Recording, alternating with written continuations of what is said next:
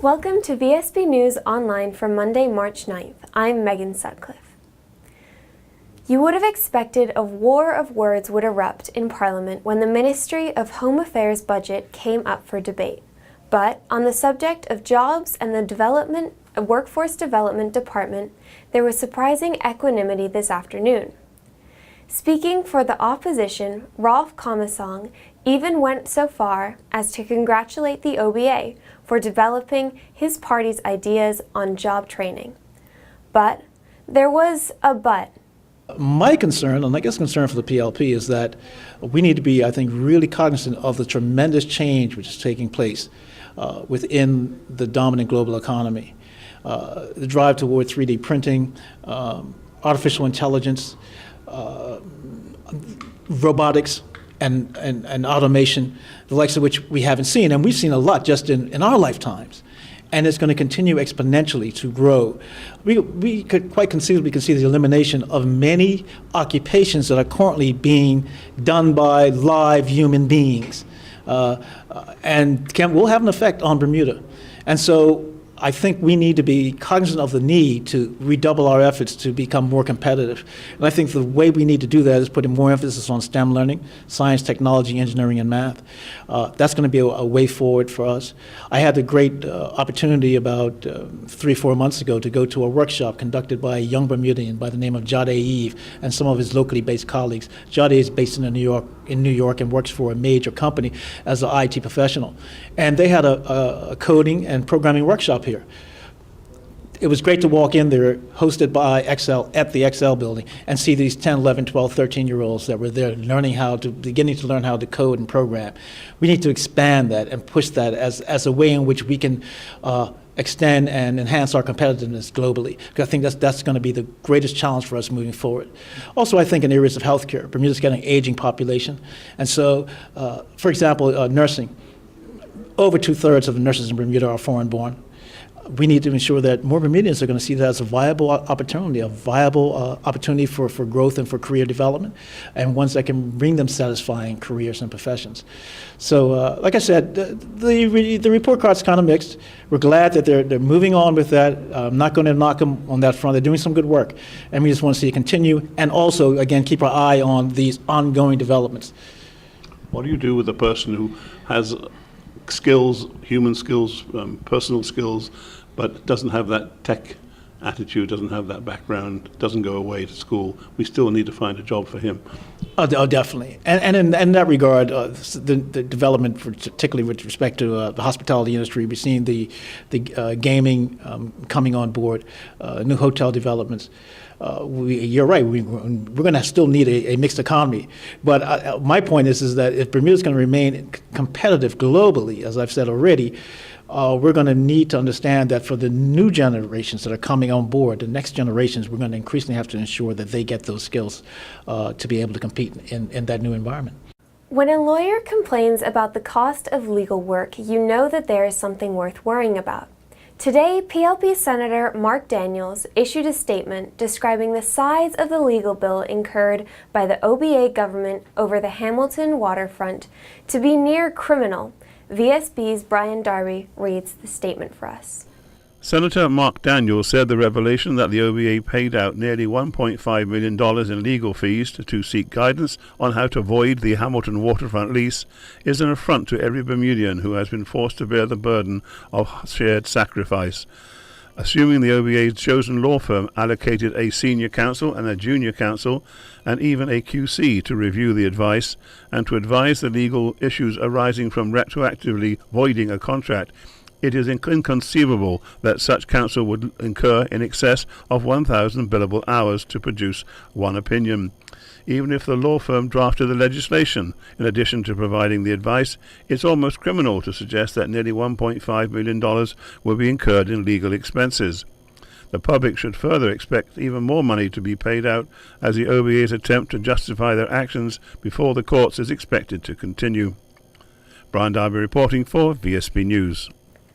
A year after veteran travel agent Lois Wilson died, her dream to form an all-Bermudian travel agency has come to pass.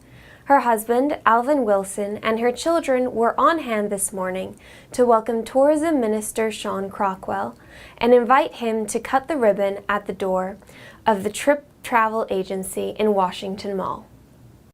I just want to say on behalf of the government of Bermuda how excited we are, especially as the Minister of Tourism, to see that businesses are opening up, believing in the future of Bermuda tourism. Certainly we know this is a dream of Lois Wilson, someone that I knew, and I know that she had a passion for travel and a passion for putting Bermuda on the map. So it's a pleasure to be here, and I'm looking forward to great things to come with TRIP.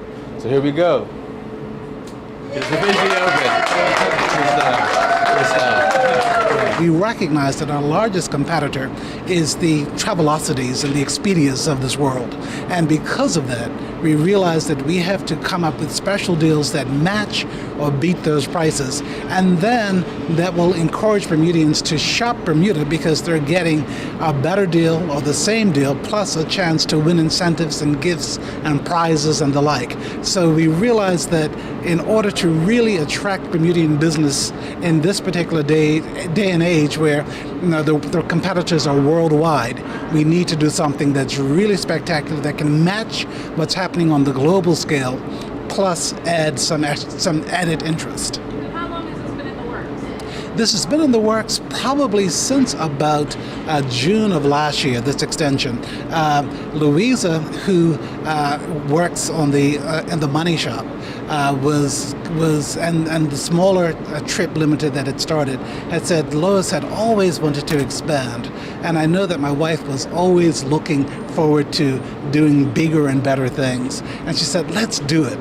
And as she asked me to go ahead, and I could see the faith and the gusto that she had in the dream, I said, let's go ahead and do it. So from June of last year till today, we've been furnishing the place, building the place. We've invited travel agents on board. And one of the interesting things about the Trip Limited model, each agent is actually their own business person.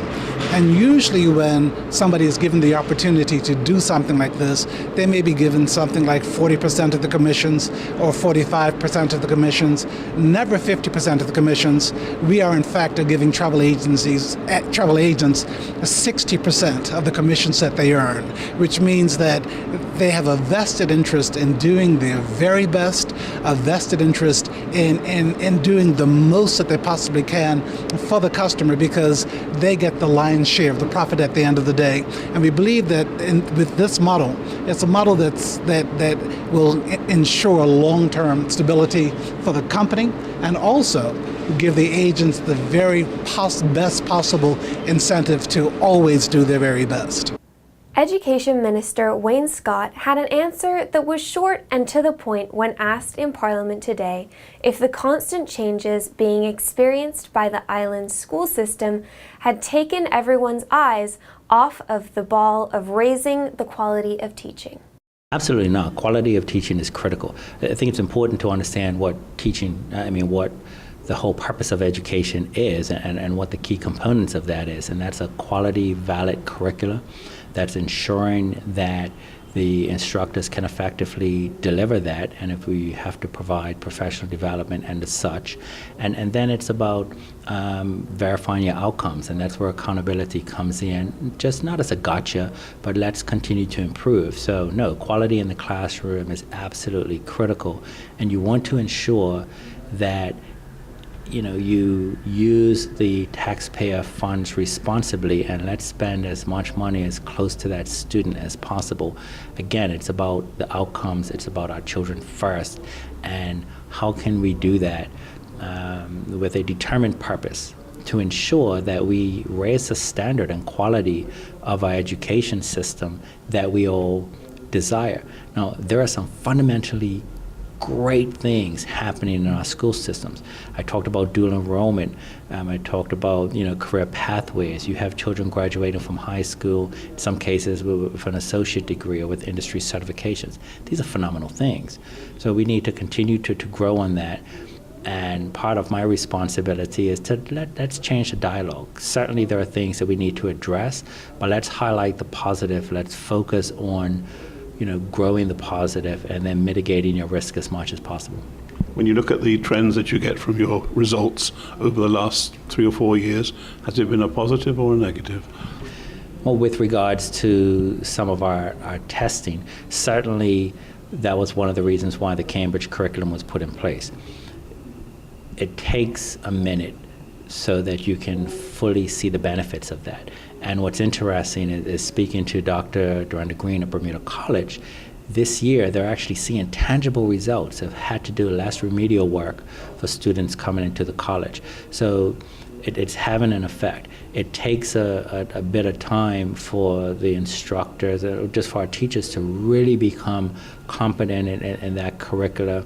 And unfortunately, what we tend to do in Bermuda is just as that's starting to happen, because the results aren't instantaneous, we talk about changing again. All that guarantees is kicking the can down the road a bit further, and that is not something that I'm prepared to do under my watch. We'll be back with more news right after this. The Marketplace Food Court is you and your family's one-stop shop. Start your day at the Breakfast Bar with omelets made to order and traditional Bermuda codfish breakfast. The chefs will cook lunch and dinner to your liking. Along with the salad bar, sandwich bar, sushi bar, and fruit bar, the Marketplace Food Court is your kitchen away from home. Every day is hassle-free with nutritious meals from the Marketplace Food Court. Visit us 7 days a week. Homemade cooking, quality service, all at prices you can count on.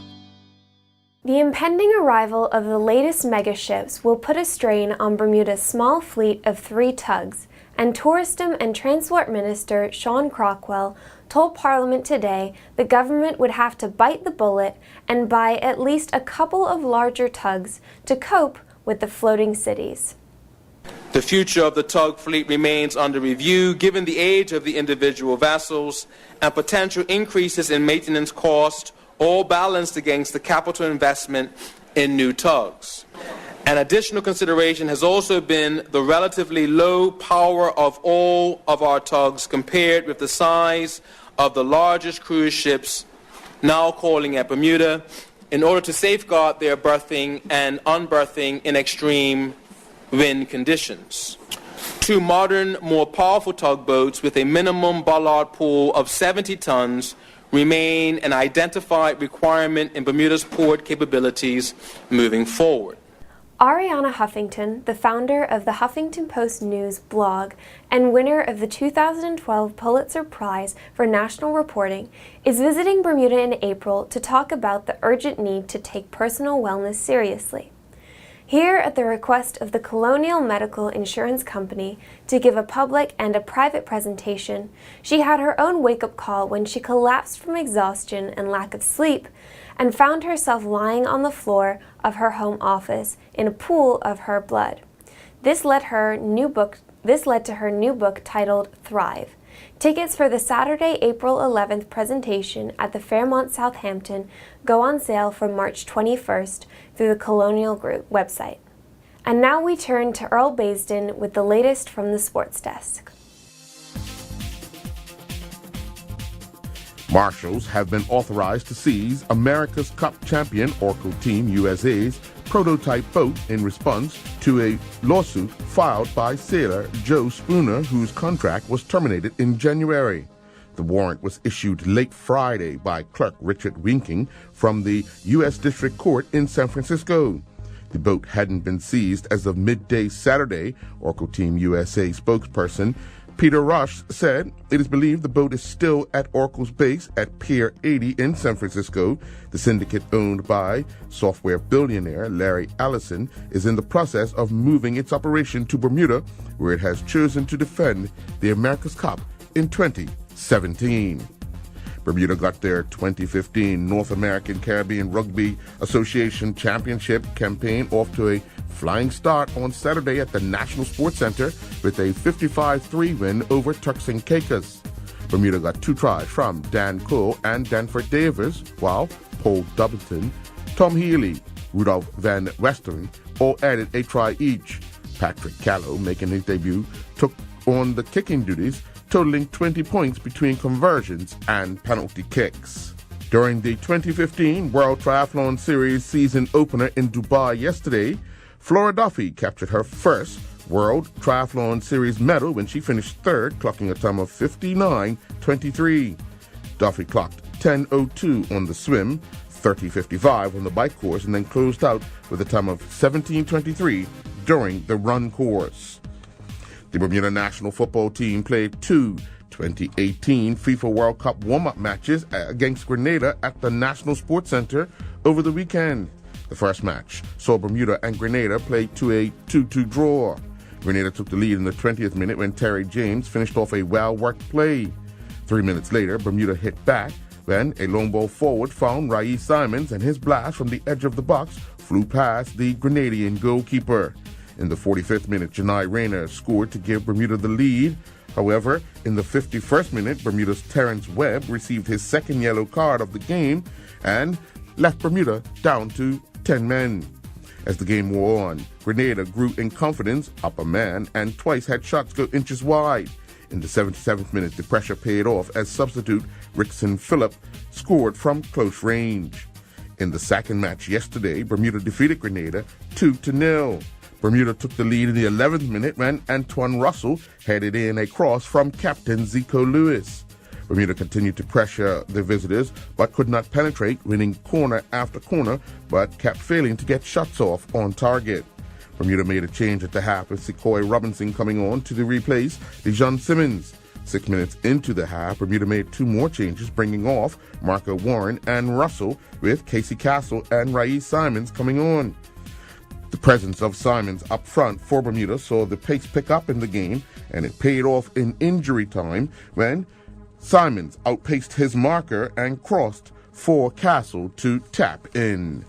Walker Campbell and Ebony Burgess are the 2015 Bermuda Match Play champions after play concluded at the Mid-Ocean Golf Course on Saturday. Walker defeated Javon Roberts in their 36-hole playoff, 5-4, while Burgess defeated Elizabeth Parsons, 3-2. Stephen Allen and Dion Berry are the 2015 Lindos to Lindos 10K male and female champions. Allen and Tyler Smith battled early in the race, but Allen decided to pick up the pace, running a 5:31 mile, clocking an overall time of 34:14. Smith was second, clocking a time of 35:55, and Ryan Wilson was third in a time of 36:03. Running a 6:46 mile pace, Brewery finished 13th overall, clocking a time of 41:57. Krista Dyer was the second female finisher and 14th overall, clocking a time of 42:44, and rounding out the top three females was Gail Lindsay, who finished 21st overall with a time of 44:14. The Sal 1 Island Basketball League held their All-Star game inside the Cedar Bridge Academy Gymnasium on Saturday night. The evening began with Christian Fiddick defeating Jason Simons in the three-point shootout contest. Both finished their preliminary rounds with 12, but it was Fiddick scoring 14 in the shootout with Simons. In the main game, Kevin Stevens scored 42 points for the Deshaun Africa Conference, hitting 12 from the three-point range, which was a CIBL All-Star Game record for three-pointers.